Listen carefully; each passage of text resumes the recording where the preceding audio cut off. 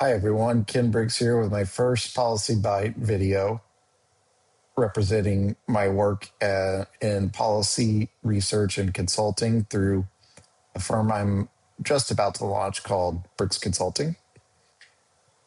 And so, what I'm really trying to focus on with these is give real hard analytical takes on policies surrounding the energy industry and critical minerals that might prove useful for businesses, governments, or policy shops.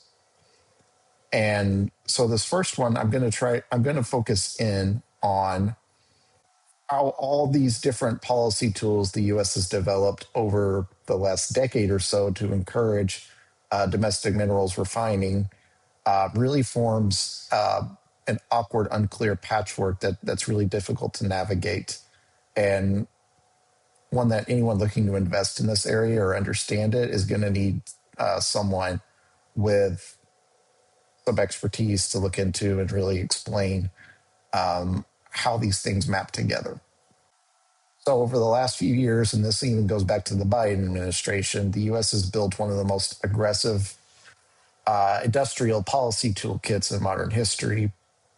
This includes the CHIPS Act, the Inflation Reduction Act, the Defense Production Act, were known as Section 232 tariff authorities, which are a little older, and then foreign policy concepts like the Mineral Security Partnership and the Development Finance Corporation for lending. These are not small instruments, and they've been given tens of billions of dollars and a broad set of legal authorities that on paper give Washington real leverage over mineral supply chains. But we've barely moved the needle on China's refining monopoly. The gap is getting smaller, but not near enough to keep up with demand. And so the choke point is growing there. And the companies and investors trying to make capital allocation decisions in this space are navigating 5 different policy regimes that weren't designed as one comprehensive regime.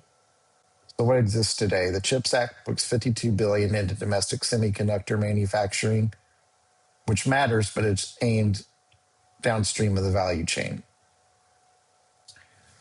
The IRA Section 45X credit gives domestic polysilicon producers an incentive per kilogram of material refined in the United States, which has made a real difference. And you've seen some silicon refining operations restart in the meantime.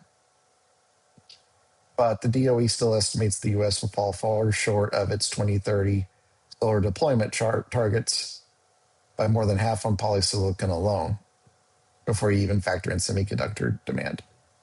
The DPA has been used to order processing capacity for lithium and rare earths, but it hasn't been used to deal with silicon. The National Defense Stockpile Program has legal authority to stockpile minerals, but it has not been activated for this either. Section 232 tariffs have been used. There's an ongoing Section 301 investigation into polysilicon as of 2025, but no Section 232 action yet. So what you have is a set of powerful tools, each aimed at a slightly different part of the problem, with no unified strategy connecting them to the actual choking point. So here's why this matters if you're not a policy analyst. If you're a private equity firm evaluating a domestic refining asset, or a corporate strategy team trying to understand your polysilicon exposure, the fragmentation of this policy environment creates a specific kind of risk, policy signal risk. You need to know whether the 45X tech credit survives the next budget cycle, or whether a Section 232 action on polysilicon would change your competitive position, whether the permitting timeline on a new facility is 3 years or 12, and which regulatory pathway applies, whether your allied country supplier qualifies for Buy American carve-outs under the NTIB framework.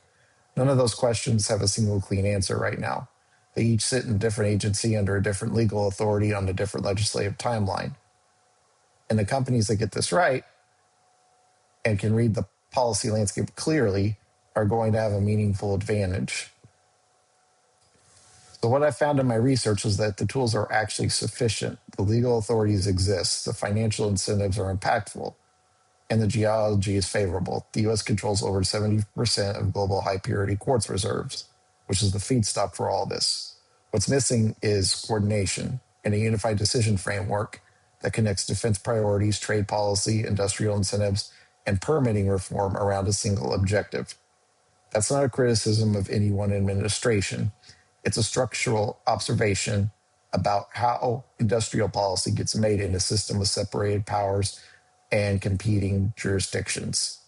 But it has a practical consequence. The companies and investors best positioned to act are the ones who have someone helping them map that landscape before the coordination happens, not after. So this is the kind of analysis I'm trying to do. I'm a licensed professional engineer with a background in international relations, and I focus on geopolitical risk at the intersection of energy, minerals, and technology.